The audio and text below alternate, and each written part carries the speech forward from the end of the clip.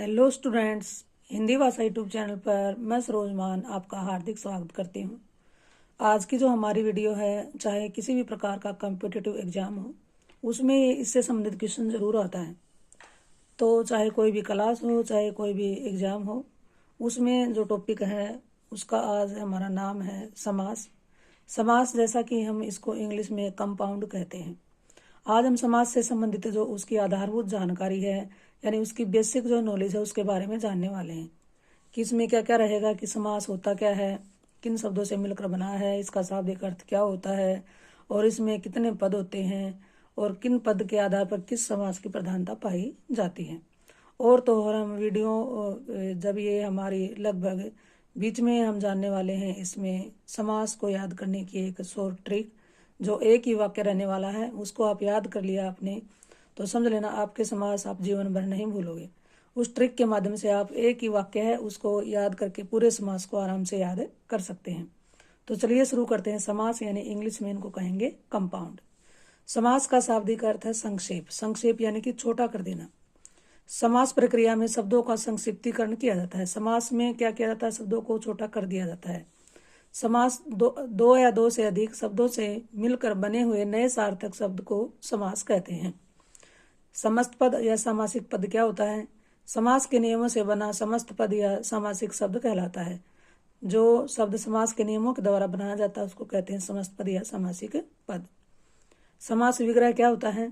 समस्त पद के सभी पदों को अलग अलग किए जाने की प्रक्रिया समास विग्रह या व्यास कहलाती है।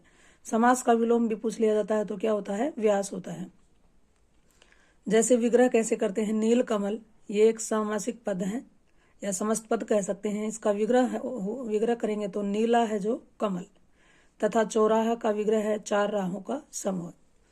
तो मैं आशा करती हूँ आपको समझ में आ गया होगा। आगे देखिए, समास रचना में प्राय दो पद होते हैं। पहले को पूर्व पद और दूसरे को उत्तर पद कहा जाता है। जैसे राजपुत्र में पूर्व पद राज और उत्तर पद पुत्र है। पूर्व पद क्या है? राज, और उत्तर पद क्या है? पुत्र। समास प्रक्रिया में पदों के बीच की विभक्तियां लुप्त हो जाती हैं।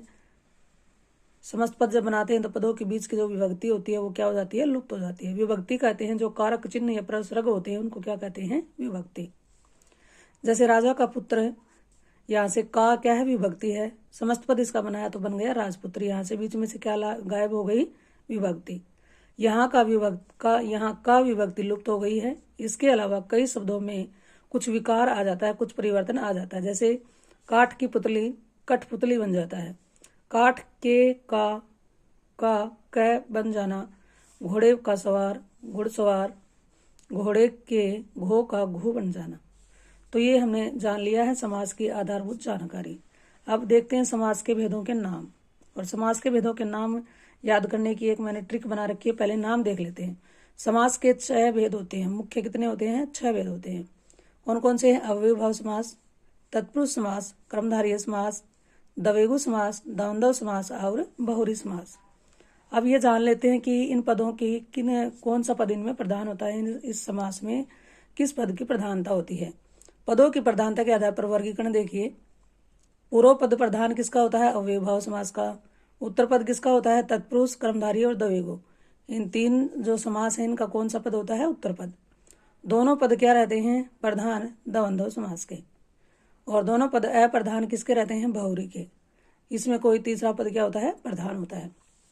तो ये इतना आप जान चुके हैं। अब जो ट्रिक है उस ट्रिक को देख लेते हैं, ताकि इनको जो नाम बताए हैं इनको याद करने में हमारी आसानी हमें रहे। अब ट्रिक देखिए, मैंने यहाँ पर लिखी हुई है। बिल्कुल आसान सी ट्रिक है। देखिए, अब तो कर्म द्वंद्वी बन गया है। अब तो कर्म क्या बन गया है? द्वंद्वी बन गया है।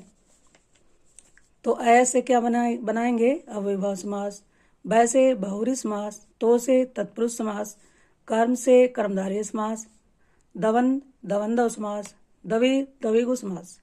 तो अब तो कर्म द्वंद्वी बन गया। इस आसान सी लाइन के साथ, वाक्य के साथ हम आराम से याद कर सकते हैं कि समास के भेद कौन कौन से हैं और उनके कौन कौन से नाम हैं। तो मैं आशा करती हूँ जानकारी आपको अच्छी लगी होगी।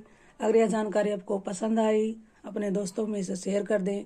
और आप चैनल पर पहली बार आए हैं तो इस चैनल को सब्सक्राइब भी कर लें। आज के लिए इतना ही। चलिए फिर मिलते हैं नई वीडियो के साथ। थैंक्स।